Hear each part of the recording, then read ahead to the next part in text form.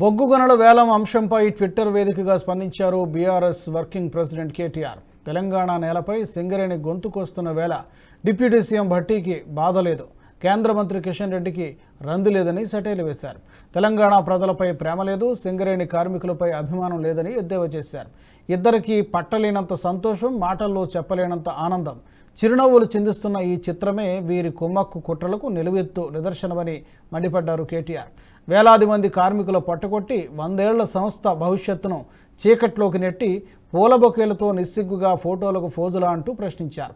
సిరుల గనికి మరణ శాసనం రాస్తూ చిద్విలాసమా, వేలాది మంది కార్మికుల జీవితాలతో చెలగాటమా అంటూ ఫైర్ అయ్యారు కేటీఆర్.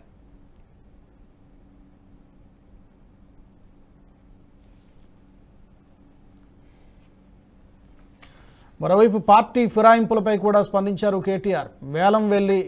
వేలం వెర్రి నిర్ణయాల నుంచి తెలంగాణ ప్రజల అటెన్షన్ డైవర్ట్ చేసేందుకైనా బీఆర్ఎస్ ఎమ్మెల్యేల ఇంటికెళ్లి ఈ ఫిరాయింపులు అంటూ సీరియస్ అయ్యారు. 6 నెలలైనా గ్యారంటీలు అమలు చేయలేని అసమర్థత నుంచి తప్పించుకునేందుకైనా ఈ కుప్పిగంతులని విమర్శించారు. కాంగ్రెస్ అధికారంలోకి రాగానే తెలంగాణ ఆగమైందని, బీజేపీ నీతి లేని నిర్ణయాల్లో కాంగ్రెస్ కూడా భాగమైందన్నారు.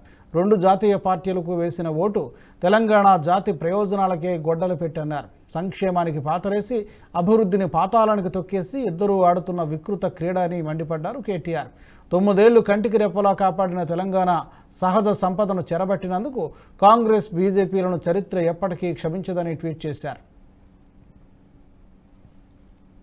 ఈ వీడియో మీకు నచ్చినట్టయితే లైక్ చేయండి, 10 మందికి షేర్ చేయండి. అలాగే కామెంట్ల రూపంలో మీ అభిప్రాయాలను మాతో పంచుకోండి. Nationalist hub group of channels ను సబ్స్క్రైబ్ చేసుకుని తెలుగునాట జాతీయవాద జర్నలిజాన్ని ప్రోత్సహించండి. ఈ వీడియో కింద ఉన్న బెల్ ఐకాన్ పై క్లిక్ చేయడం మర్చిపోవద్దు.